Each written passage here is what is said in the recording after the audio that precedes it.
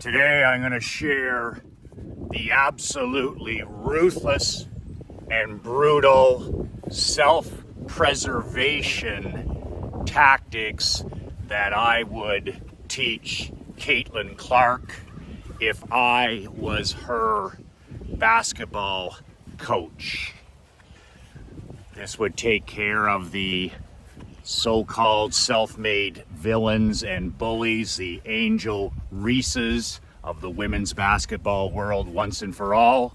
And once Caitlin had learned these ruthless and brutal self-preservation tactics that I would employ as her head coach, there's not a player in the WNBA that would ever touch a hair on her head again. Michael McLean, brassballsvideos.com. I am an ex-professional hockey coach, ex-amateur hockey coach, championship hockey coach, turned 8-figure entrepreneur. You can actually download a free copy of my book, 5 Ways to Unfuck Your Life in the Next 30 Days. It is a free digital download. You put in your email and I will send you a free complimentary copy of the book within 5 minutes. The link is below. So I've been watching the Caitlin Clark turning pro for a few weeks and months now, and I'm always interested by the talking heads and all the people that surround her and have all their opinions of what she should do as a rookie player. And it reminds me back to any generational star, whether it's a hockey player, a football player, a baseball player, a soccer player. In most cases, you're drafted out of junior or out of college to who? You're drafted to the worst team. So I think of Michael Jordan being drafted to the Chicago Bulls. The Bulls were an embarrassment to the NBA. I remember Sidney Crosby and Mario Lemieux being drafted to the Pittsburgh Penguins first overall. You're drafted to the most dismal team or franchise. Usually it's the entire franchise. You're drafted into a rat poison culture.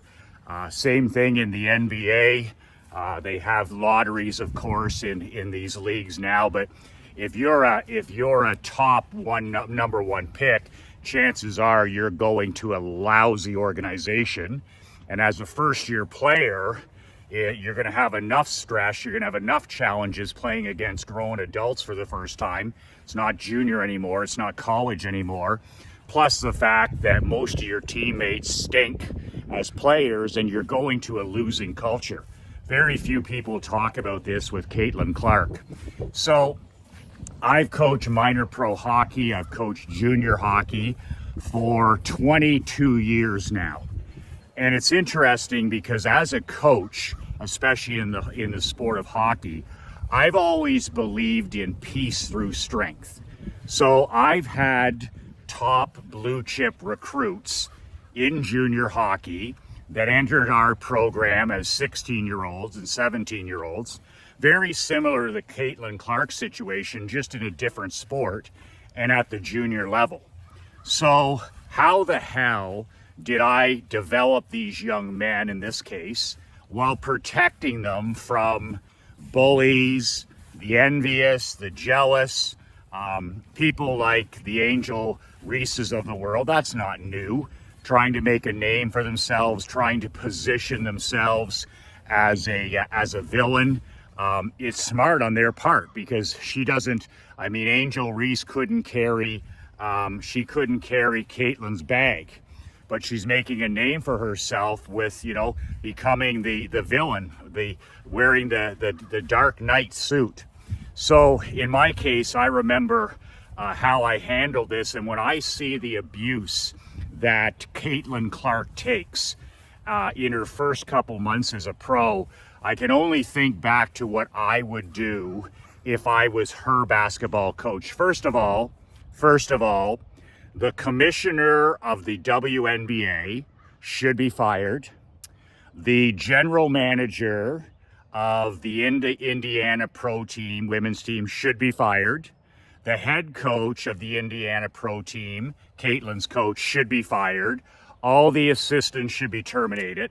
They should actually hold even the highest person, Adam Silver, my least favorite commissioner. He should also be fired for everything that's transpired over the last handful of months since this premium, once-in-a-lifetime talent actually landed in their laps. It's almost like they don't know what to do with their good fortune. So, as you know, there's so much envy, there's so much jealousy, there's so much going on behind the scenes here in terms of, she's a white, straight girl, so right off the bat, that's a strike. She's straight, that's a strike. And, she's a phenom who made more money in college than these players have ever made in their entire careers. The other thing is, you have to remember that now she's got a deal, of course, deservedly with Nike. And, I mean, she's already made more money as a college phenom than these other players combined. They really don't know what's fallen in their lap here. I mean, for the first time in history, they're actually not flying commercial, these players in the WNBA. And I mean, she has shone the spotlight on a sport that nobody even knew about. I don't know about you, but I had never watched a single second of an WNBA game.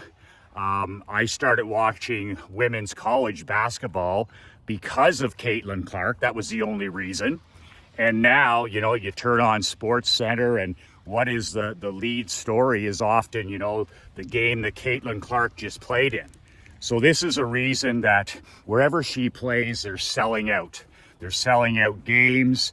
They're selling out stadiums. In fact, when she plays on the road, the teams actually go to the larger stadium, often where the NBA team or the NHL team plays. And they go there for one game so they can sell 20,000 tickets. But as far as the rest of the players and this entire league, they're almost completely irrelevant. Almost completely irrelevant. Like, there's a few players that the Angel Reeses of the world who are making a name for themselves by attacking, by bullying, by openly hating and criticizing. But it's not that they're impact players. So, I mean, already because of Caitlin Clark, players in that league are finally flying charter. They're getting TV revenues. The whole thing is because of her. Yet they continue to bite the hand that feeds them. But when I'm watching all this going on, the abuse that this young person is taking and the high road that she continues to take, I'm so impressed with Caitlin Clark. Admittedly, I didn't like the whining and crying that went on in her part of her college career. And I was one of the doubters. I was like, oh my God, I hope that she doesn't become, one of these victims like, LeBron James or these pro athletes that put on the knee pads and sell out and preach and all this other stuff instead of just, perfecting their craft. But she, to her credit, turned it around, and she stopped bitching and complaining and whining to, the referees and all this other stuff. And she has handled herself like an incredible pro. The short time that she's been in the WNBA. So I'm so impressed. She's been, her parents have done an amazing job. Her coaches in college and high school and have done an amazing job. And really, it's only since she came into the pro game that she's being let down by the people around her. They literally don't know what's in their hand. They can't get out of their own way. They're so envious. They're so jealous. They're so bitter that they're not her and that she won't put on the knee pads and she won't sell out and she won't become an actor and a poser and a fraud like them. They don't know what to do with her. And it seems that her coach and her general manager, I mean, losers aren't winners, right? They've never won, and they have never won before she got there. So instead of designing the offense around your franchise player, instead of saying, okay, let's get building this. This is going to take a few years. Let's get the right pieces around her. Let's develop her. Let's play to her strengths. There's none of that. Instead, it's like, let's see if we can knock this kid down a few pegs. And that's losers, right? That's people that are, they're not champions, they're chumps. Her coach is a chump. Most of her teammates are chumps. Her general manager is her chump.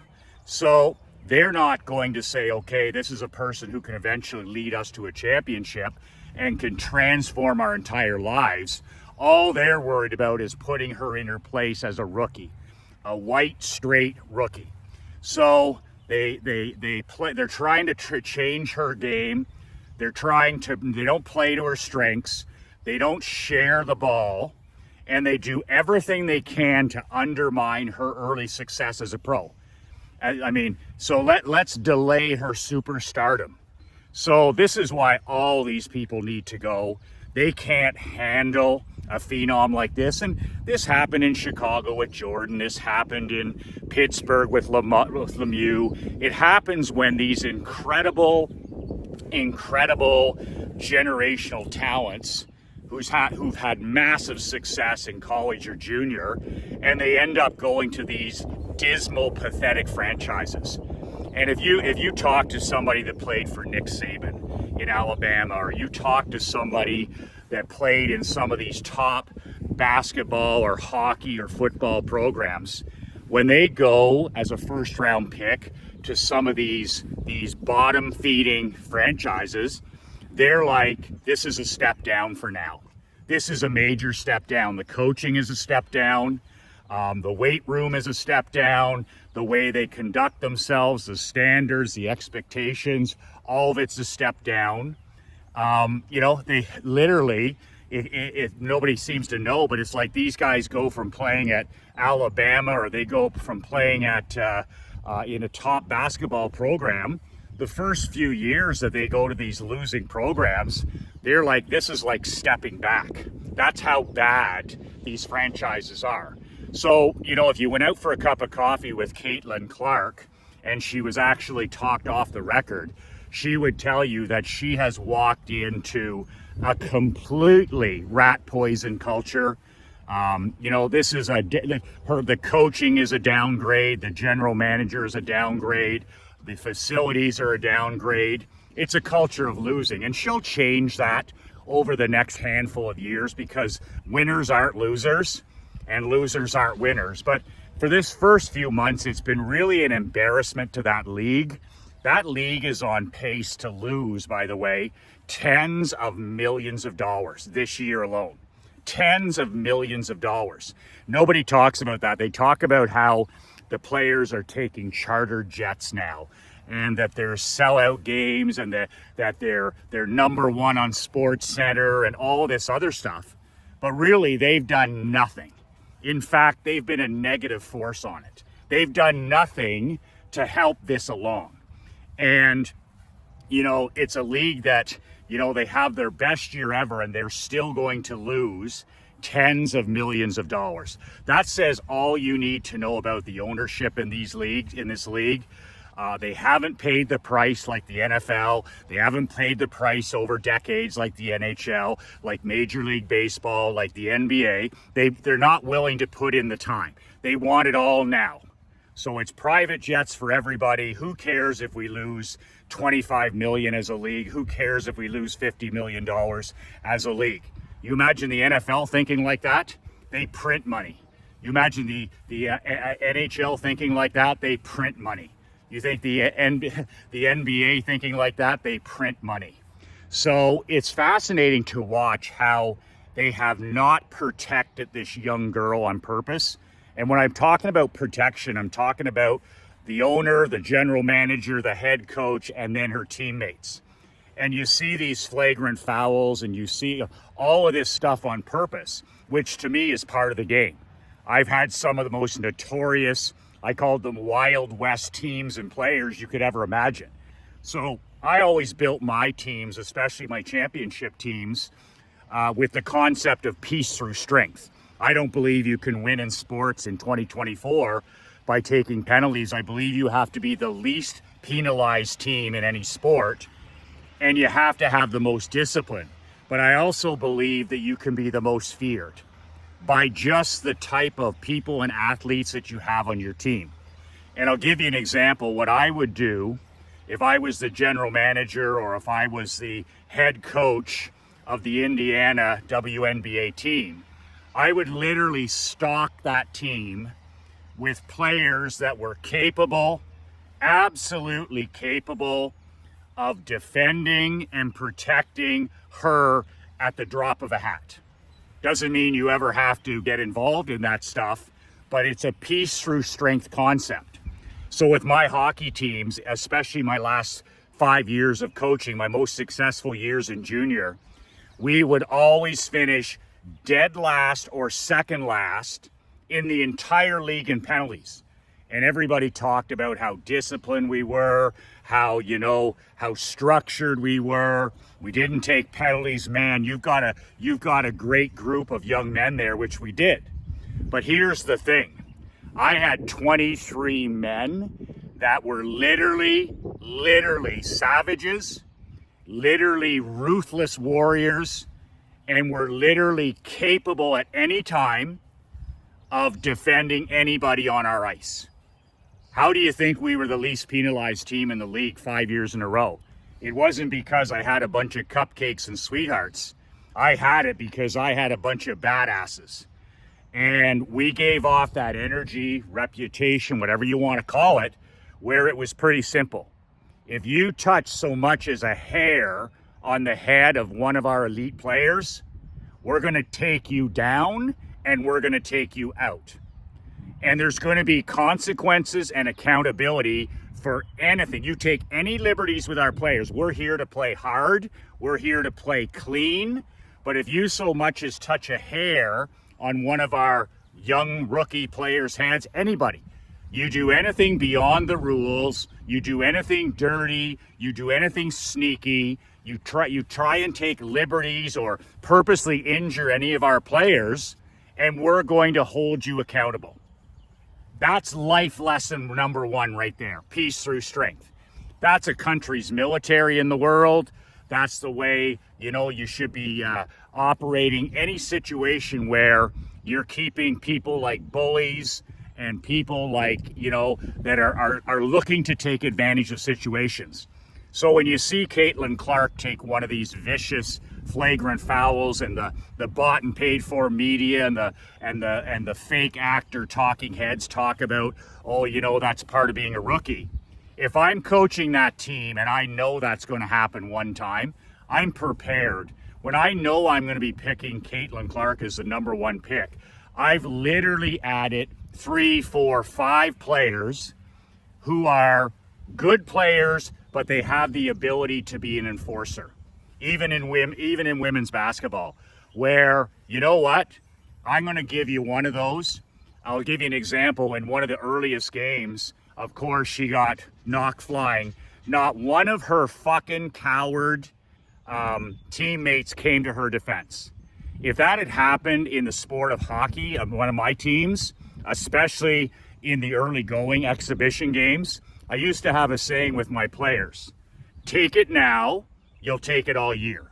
I taught that to my 11-year-old daughter on the schoolyard one time. She was dealing with a couple of bullies a few years ago.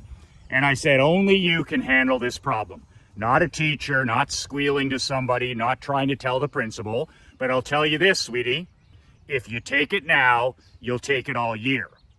And in her case, the next day she went and she stood up to these 2 bullies. And it took all the courage she could do. She did it trembling, but she did it. And 2 years later, no problems whatsoever. But if she had not stood up for herself, and there wasn't anything involved in terms of violence or fighting, it was just standing up for yourself. That energy that says, don't you dare fuck with me. So when Caitlin Clark, if I'm coaching her, and in the exhibition game, there's no better time to do this, by the way, like our exhibition games, we would have 4 or 5 exhibition games. and they don't mean anything, right? It was literally the wild, wild west on purpose. It was the Hatfields and the McCoys when I was coaching. Because the rest of the year, we're going to play hockey. We're not going to be doing any. We're going to be peace through strength, least penalized team, most disciplined team, most capable team of violence. And we're just going to win because we're the best team. We're going to be the least penalized team. But in those exhibition games, the first time that anybody took a liberty with one of my players, literally 5 fights at the same time on one sheet of ice.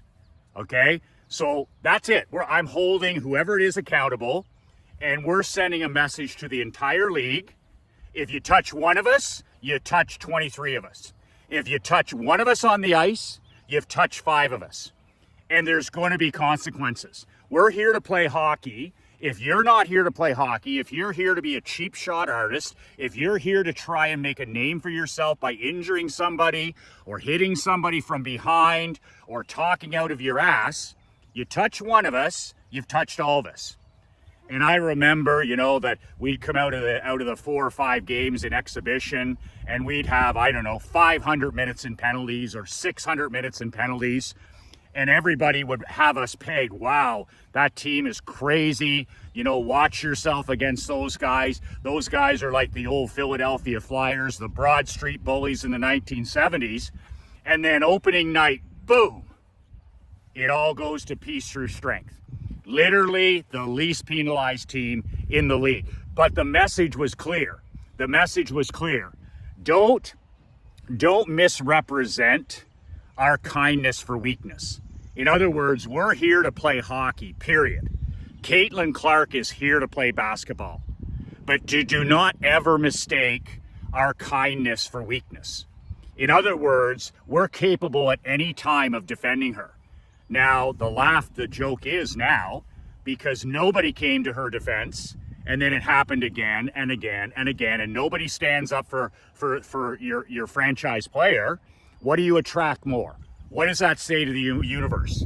That says to the universe, we're weak, we're a group of weaklings, and that we can take even more liberties with this young girl. We can use her as our spittoon.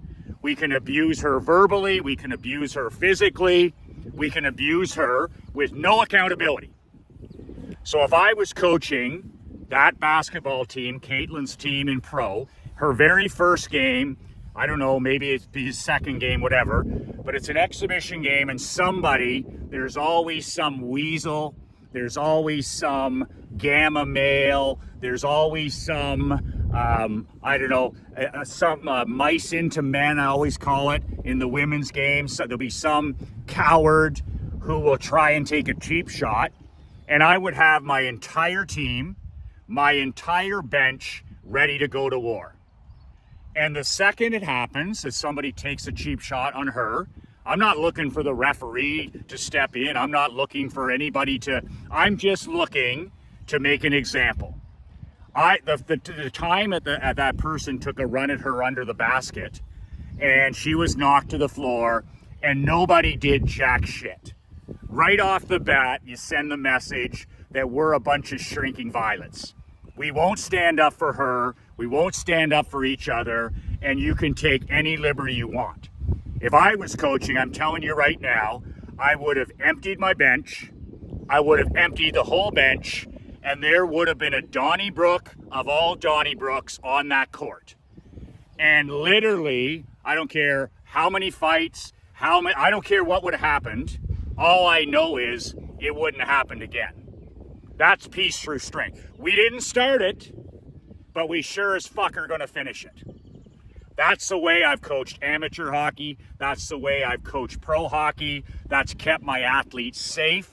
That's kept my teams as the least penalized. That's allowed me to develop blue chip athletes like her, where you need to stand up for them. You need to protect them. You need to be loyal to them because they're special. And when you get a gift handed to you like Caitlin Clark, I mean, you just don't hand her to the wolves. You don't just hand her to the inmates. You protect her.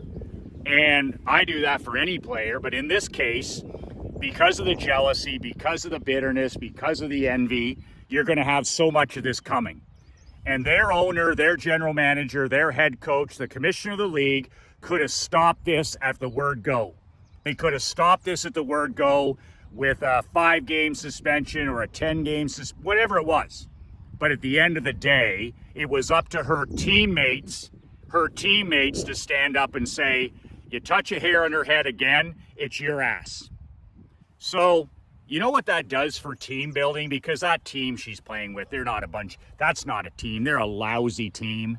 And they're obviously a lousy bunch of people.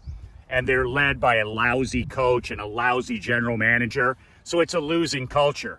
But if they had done it my way, and they would have emptied that bench the first time there was that flagrant foul, and there would have been accountability all over that court. Nobody likes to go toe to toe. Trust me. That stuff is ruthless accountability. She'd be able to protect herself. Plus she's got all her sisters coming to her rescue. You know what that does for team bonding? Instead of handing out these goofy t-shirts with these goofy slogans and talking to them about, oh, the power of teamwork, empty the fucking benches. Somebody touches one of our brothers or one of our sisters, empty the fucking benches. And as a coach, if I get suspended for 3, 4, 5 games for that, I'm like, that was part of rebuilding this culture. We're a last place team. We've just inherited the greatest player in the history of college women's basketball. If I got to sit 3 games or 5 games for standing up for this young person, hell, I'm going to sit 5 games. I'm thinking marathon. I'm not thinking sprint. I'm thinking marathon. And I want everybody to have her back. She'll have their back, but everybody will have her back. What's the first thing Glenn Sather did in Edmonton when he had Gretzky? What's the very first thing when he had this skinny, 175-pound Wayne Gretzky? The NHL guys were going to eat him for breakfast. They were going to eat him for breakfast every day. What did Glenn Sather do as the head coach? He went out and got Dave Semenko. Now, you don't know who Dave Semenko is, but Dave Semenko ended up being one of the most fierce enforcers in hockey. You touch Gretzky, you deal with Semenko. And all Semenko did was go up and down his left wing there for 10 seasons. 10 seasons. He didn't even have to touch the puck. It was just like, you touch Gretzky, you touch me. You touch Gretzky, you're dealing with me. And Wayne went and set every scoring record. He won multiple Stanley Cups. And Semenko just went up and down his wing as the policeman. Up and down that wing as a policeman. You don't have to have like a designated enforcer in 2024. I didn't have any guys that were fighters. I just had a whole team. I call it team toughness. That was back in the goon years where you'd have 1 or 2 guys where all they did was fight. You can't have those people on your team anymore. But that's why team toughness is the most important. Saban and those guys in football have team toughness. The best teams in any sport, men's or women's, have team toughness. And that's what I had with my championship team. Team toughness. Anybody at any time was capable of standing up and defending their brother or their sister. That's team toughness. And that's what Caitlin needs around her. And then if she has that peace of mind knowing that she can go out and she can just play clean basketball, she's going to set records. She's going to change your franchise. She's going to win multiple championships. But if they don't make some changes soon, it's just going to be too late. She's going to be injured. They're going to take years off her career, and they're just going to continue to lose. But this just reminds me that losers aren't winners. And I'll never forget, Michael Jordan was talking about the first road trip he took with the dismal Chicago Bulls, losing organization. They draft Jordan, and he was on the road for the very first time, and all the veterans were in this particular hotel room. They're all playing cards and stuff, and he goes down to be part of the team, right? He's a rookie, and he walks in, and the whole room is full of cigarette smoke, marijuana, pot. They're in there drinking beer and hard liquor. They're talking like losers, and this is the night before a game. And Jordan went into the room with all these veterans, turned on his heel, and went back to his room and got a good night's sleep. And a handful of years later, they get the right pieces and parts around him. They get the right coach. They get the right general manager. And he delivers over time 6 NBA rings to the city of Chicago. That's how it's done. That's how Crosby's won 3 titles.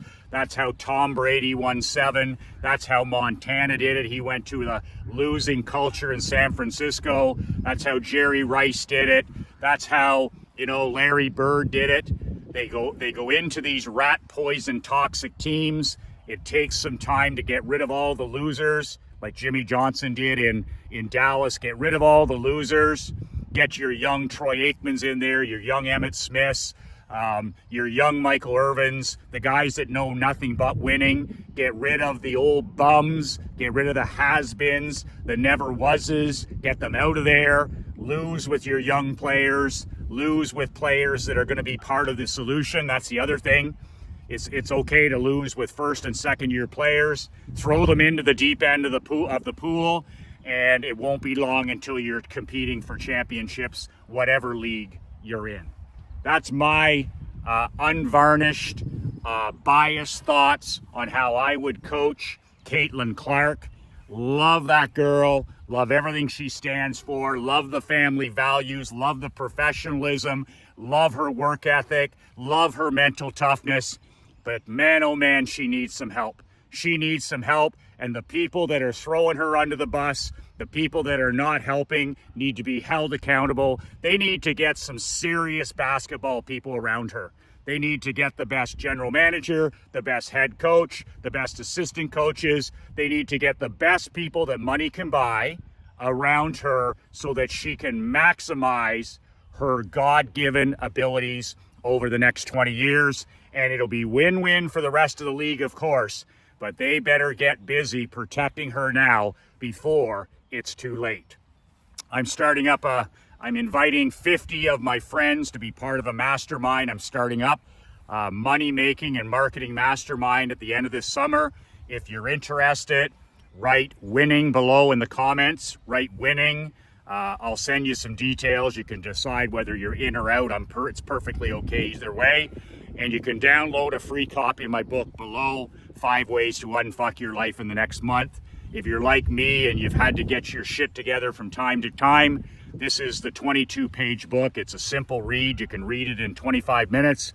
It's a book that'll get you started getting your shit together and heading the right way towards winning more championships. brassballsvideos.com below. Remember, it takes me about 3 hours of work to put these videos together. All I'm asking you is to take 10 seconds to share, to like, and to comment so that you can pay it forward, so you can pay the winning tax, and you can help more brothers like I'm trying to do here.